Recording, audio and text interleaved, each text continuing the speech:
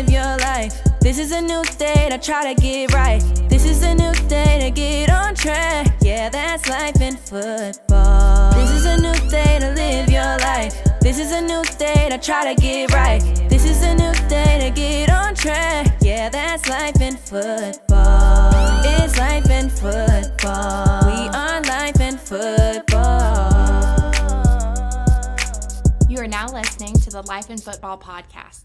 Check out the new website, lifeinfootball.com. Welcome to the Life in Football podcast, baby. I'm your host, Mike V. And this your coach, Cole Moore. You know we loving life and enjoying football. Top-notch coaches all around the world. Top-notch coaches all around the world. Today, our very special guest is Coach Kevin Hobbs. Now, he's the defensive coordinator for Tampa Bay Tech. Tech. I like Sumo say that right there. Love it. Yeah. See, the thing is, he was a ball player. He did it at the highest level. And the thing, what I love about it, he then brought it back to a school he didn't play at. And he pouring it back into the young people. And he giving them information that they may not know they really need. But I'm gonna tell y'all, fellas, y'all need it. And then when he giving you game on the field, make sure you paying attention. Like we were talking with one coach before, it's nothing easier to do than just listen. Quit running your mouth sometimes and just listen. And if you follow the instructions, sometimes it'll lead you to the path of greatness. But without further ado, I'm gonna go ahead and let Simo bring him on. Coach Hobbs, how you doing, man? Good. How y'all doing, man? Appreciate y'all having me. Yeah, it's a blessing to have you on. Like Mike say, tick. What? Listen, I love it. I love it, man. Like I told Coach when he was on, love the atmosphere, love everything about it. Now, with you graduating high school there and then coming back to be a coach there, but not only you played at the highest level, you played at where all the boys dreaming to go. So with you being there, how does the players act with you? Because I be all locked in. You tell me to run 25 laps every day, I'm running 25. Coach, what else I need to do? Because you went to where I want to go. Right. So how does it feel just to come there and I know them boys got to soak it up? They do. It actually was before I never even thought about coaching. When I was playing, when I was still in the NFL, I used to come back. That's when Coach Rob was the DB coach.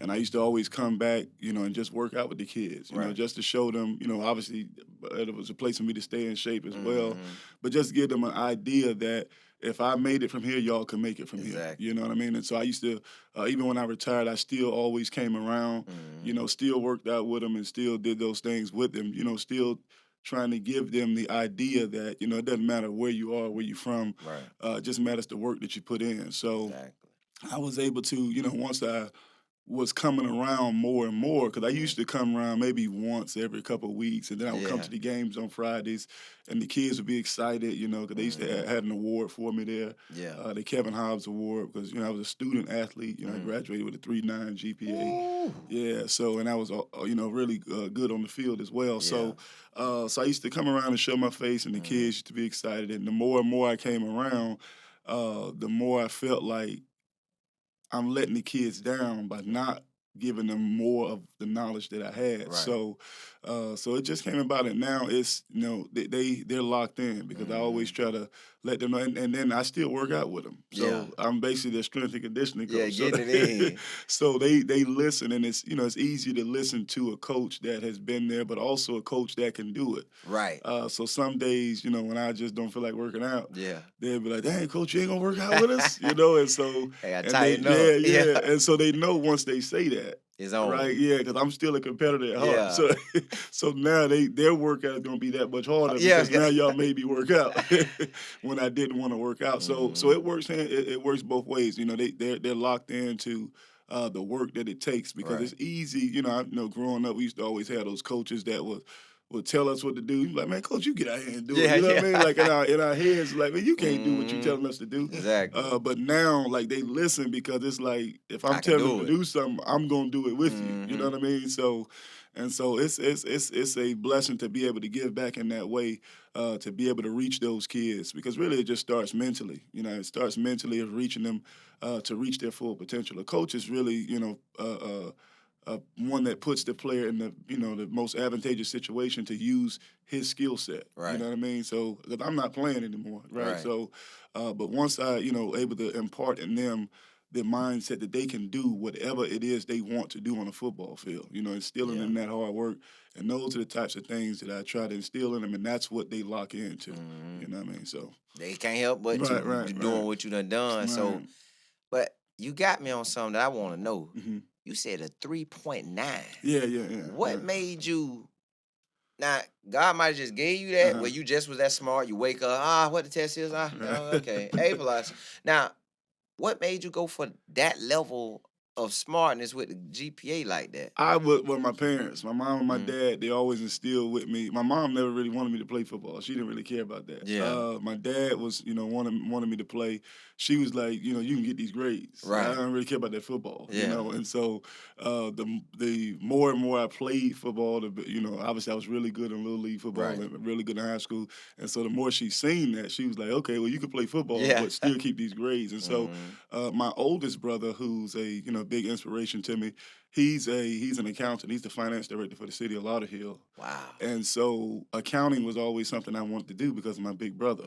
And so that was one of the things that, you know, at Tampa Bay Tech, it's a technical school, so they had like a business program and an accounting program. Right. And so that's one of the reasons Right that I down your went alley. there, right, to get into that. And so, and I just understood that football at an early age, because I mean, my first year, my high school coach told me that I would never play for him.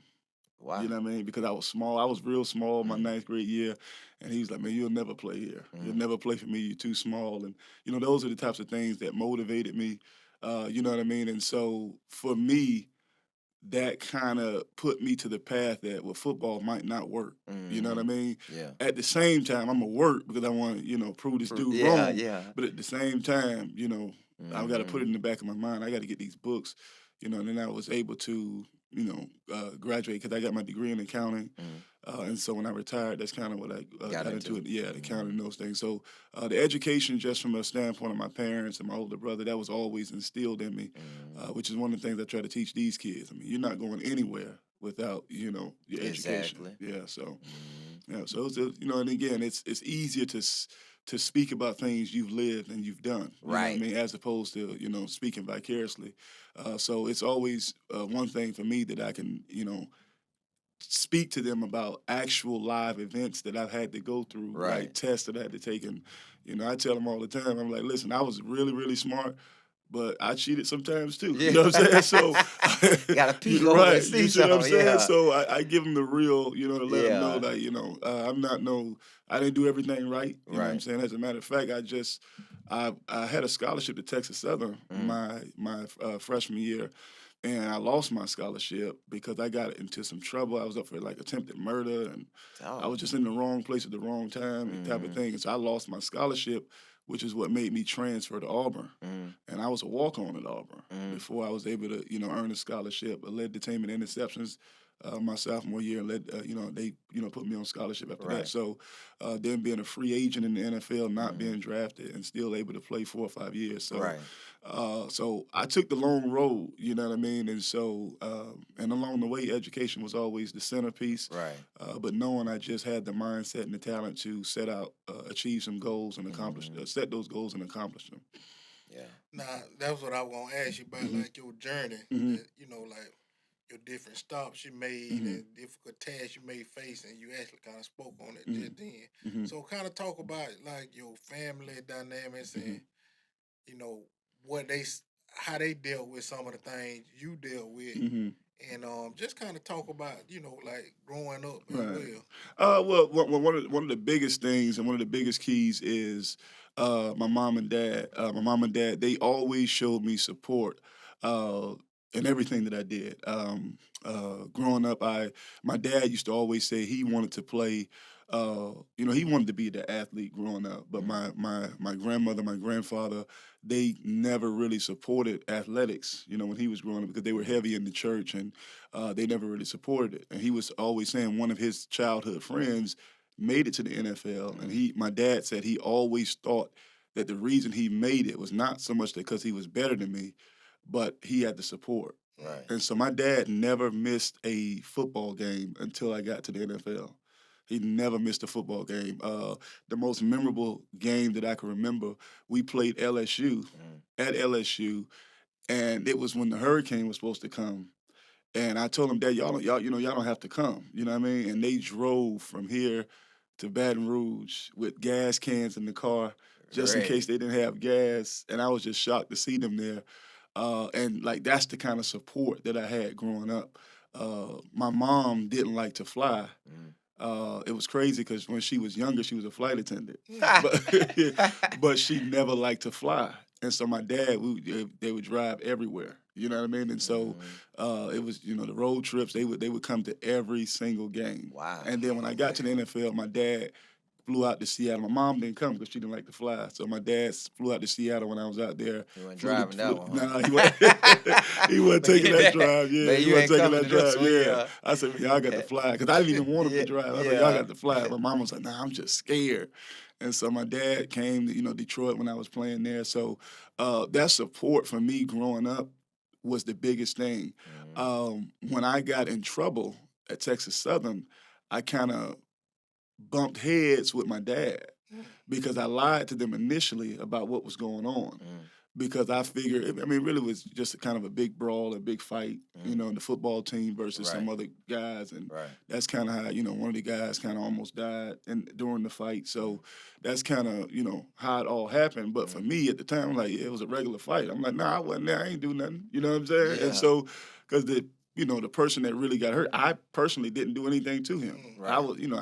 I went there to do something, but I didn't get a chance to do anything. So for me, I'm like, nah, I wasn't there. I ain't do nothing. Yeah. And so, my dad, one of the biggest things, like, don't lie to me. Don't ever lie to me. That was his biggest thing. And so my dad didn't speak to me. Like, we were in the same house. My mom was always supportive. And my dad was supportive in his own way, but it was just that tough love type of thing. But my mom was always like, you'll be okay. You'll be okay. But I wanted my dad to say the same thing. But my dad never said that. He just was like, nah, you lied to me. Yeah. You know what I mean? And so it wasn't until a time where we were going to Auburn. We were driving up there. And like I was asleep in the back, but I woke up and I heard them talking. And my dad was like, man, I know I kind of been kind of hard on him, but I hope this works out for him. I really want the best for him. And my mom was like, yeah, he knows that. I'm thinking like, no, I didn't know that. Yeah. But that was one of the key things for me growing up is just that support. You know what I mean? And so even with, I'm married now with 2 kids and, I always, every field trip they ever been on, I'm there. Everything they've ever done, I'm there. You know what I mean? So even as an accountant, some during this time of year, it's really, really busy.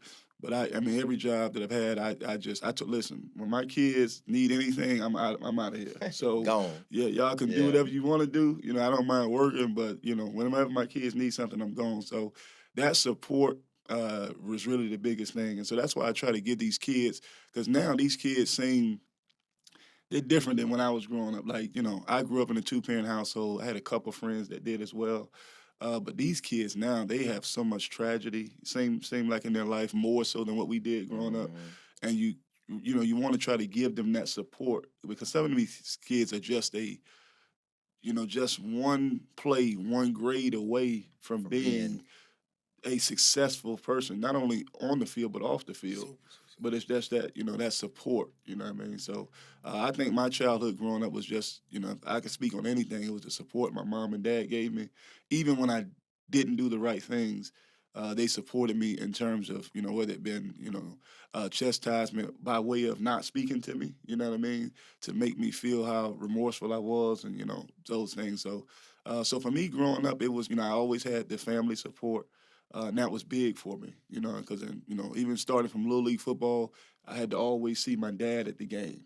You know what I mean? Like, so in college, this huge stadium that holds 90,000, I'm like, y'all got to get here early because if I don't see my daddy, I'm not going to have a good game. You know what I mean? I always had to see my dad in the stadium before I played.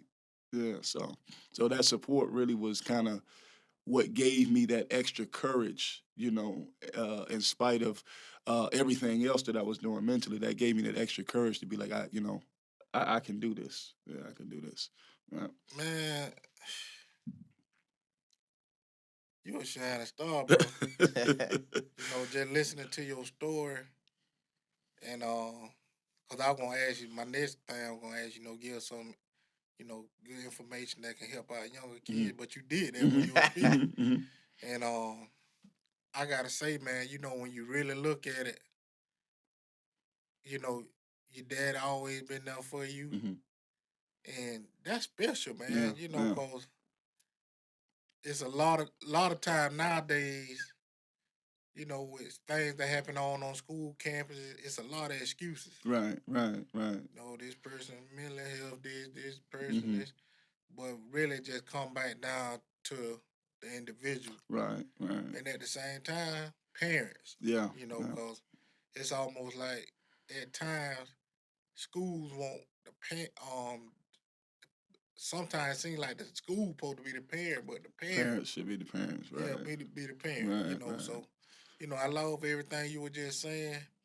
And man, your journey is inspiring to a lot of people. I was just listening to you talk, and just kind of in shock, like, oh, this man dealt with a lot, but yet and still, you had a little small beef with your dad. Yeah. And I was thinking about myself in that situation, like if I was the dad, like, oh, when you break, right. When you say, all right, man, I'm gonna let it go. Right. Don't do that no more. Now. And he held it for a while. He held it for a while. Been about 3-4 months until I, got to Auburn. But it was, it was. Now that I look back on it, I needed it. You know what I mean? I needed that to realize, like, I really did the wrong thing. You know what I mean? I really saw what I had set out to achieve almost, get derailed before I even really started it.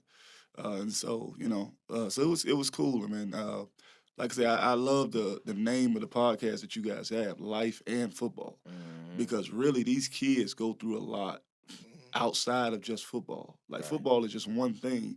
And, sometimes, like you said, we as coaches have to be their parents. Right. You know what I mean? Which sometimes creates a tough dynamic because you do have some parents who are involved to a degree. So if the coach tries to do too much, it's like, hold on. Yeah. So, you trying to hang on him because you think he going to make it, type of thing. It's like, nah, I really want to see the kid excel. Yeah.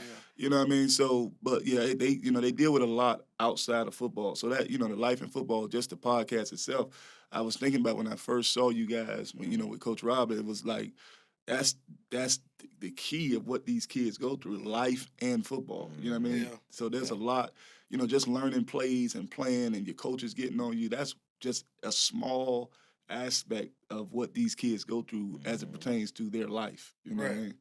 Yeah. So. And Coach, man, I got to thank you again for coming on, man. Yeah. Y'all, that was a very special message from Coach Kevin Hobbs. He doing it right now over there at Tampa Bay Tech. And if you want somebody to be inspired from, go speak with him. Now, this ain't no recruiting speech now. I'm just saying, you can be a regular kid on the campus or somewhere else. I'm just saying if you want some good information and probably some guidance on certain things, he can probably assist you a lot better than sometimes yourself. Because when you a young man and you a teenager, a lot of times we be thinking we know everything, but you don't. Your parent be trying to help you, your uncle, your daddy. Hey, boy, do this. Hey, but you so crazy and caught up thinking you know everything when you ain't doing nothing but steady sliding down the fireman pole. They trying to pull you up the fireman pole, and you trying to climb on your own, and you steady sliding back down. Boom, boom, you slide back down. They saying, hey, man, you got grease on your hand. let me give you this towel and help you get up, but you steady just slide back down because you think you know everything. And that's what I just kind of got from this message. And I'm going to leave y'all how I always leave y'all. Keep your head up and not down, or else you'll fall to the ground. This is the Life in Football Podcast. Catch you next time.